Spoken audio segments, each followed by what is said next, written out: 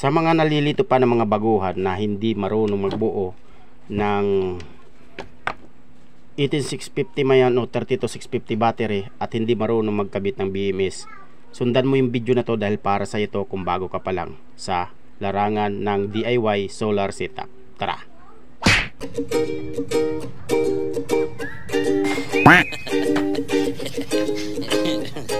Welcome back mga ka-DIY. Mayroon lang tayong i-demo para dun sa atin kapwa beginners na gustong magbuo ng battery, 18650 man yan or 32650.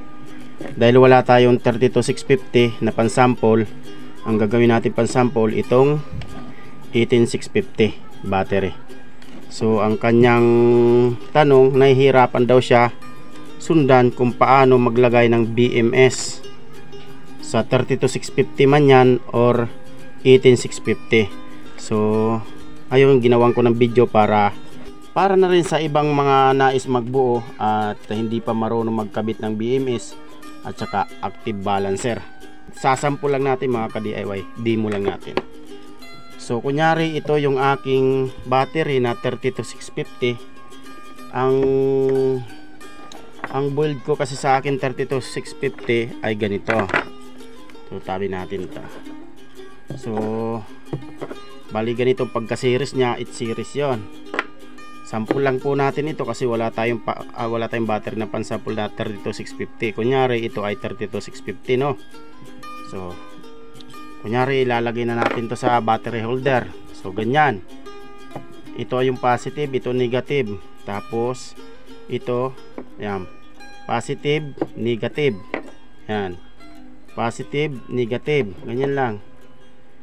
Yan, positive, negative. Ganyan lang. Yan. Pagdating naman dito mga ka-DIY, babaliktarin nyo naman, dito naman yung positive. Ayan. Dito naman yung positive. Ayan, positive ha. Tandaan nyo ha. Itong positive. Ayan, negative, positive, negative, positive, negative, positive, negative. Negative. Tapos ito naman, baliktarin naman natin. Ito naman ang positive dito mga ka-DIY. Ayan. Positive. Positive, negative. Ayan. Positive, negative. Yan lang. Kunyari nilalagay nyo na yan sa battery holder. Positive, negative. So yan po.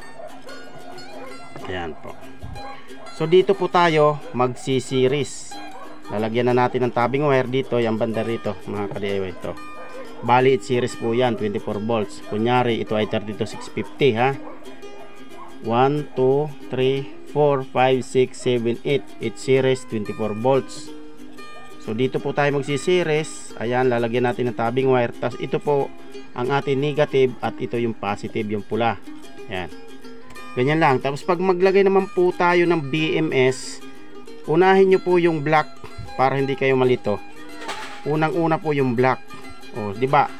Ito po yung ano, yung negative kasi yun yung positive. Ito po ang magiging pinaka terminal ng ating battery, yung kanyang positive at negative na wire. So paglagay ng BMS at saka active balancer, parehas lang naman sila eh. Ipaparallel mo lang dito rin sa BMS na to. So unahin nyo po yung kulay black. Ito po, kulay black. Sunod-sunod na po yan. So sa kulay black, unang-una dito mo ilalagay sa may negative. Ayan, ganyan, dito sa negative. Tapos pagkatapos po nito, yung kasunod po nito, yung kasunod na, yung kulay pula. Ayan. Sunod-sunod na po yan. Ayan, kulay pula. Ayan. Dito naman po sa kasunod. Ayan, dito naman po. Ayan. Diyan nyo po ilalagay. Diyan nyo na ihinang or i-connect.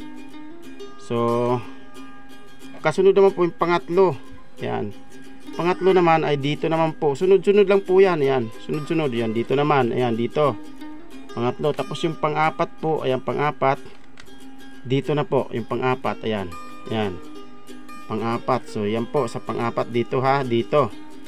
Sunod-sunod lang po yan. Sunod-sunod. So yung pang-lima po. Pang-lima. Pang-lima po ay dito na po. Sa may ano. Ayan. Dito sa may dulo. Ayan. Dito. Pang-lima. Ito yung kukunik. Ayan. Dito. Pang-lima. Tapos yung pang-anim po, pang-anim na po, di ba? Doon naman sa kabila, yun, doon.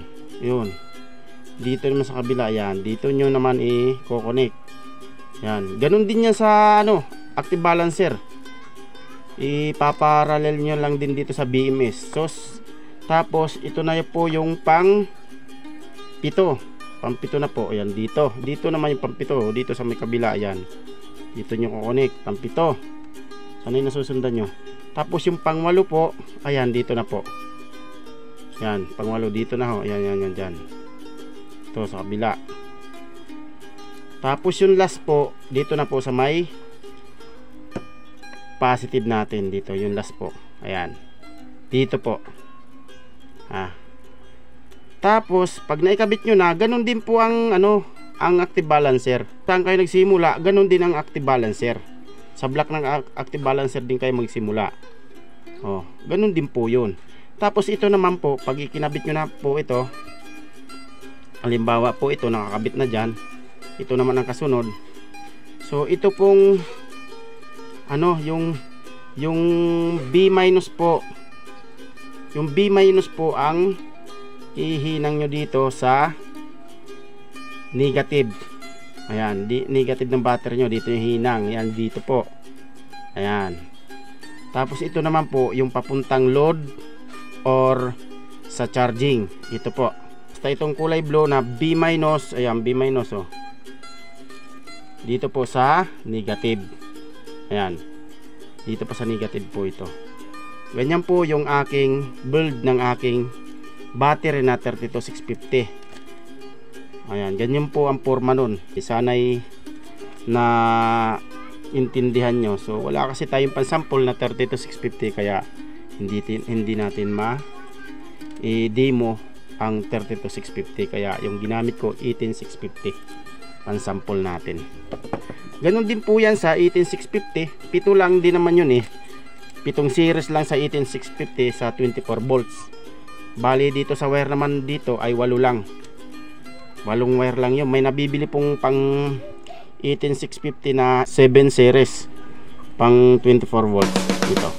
So yun lang, maraming salamat sa inyong panonood dyan mga ka-DIY. Sana'y nasundan nyo yung aking demo para sa inyo mga baguhan. Salamat, hanggang sa muli. Paki-like and share po ng ating video, at syempre kung bago ka pa lang sa channel ko, huwag kalimutan mag-follow para updated kayo sa mga susunod kong upload ng mga video na gaya nito.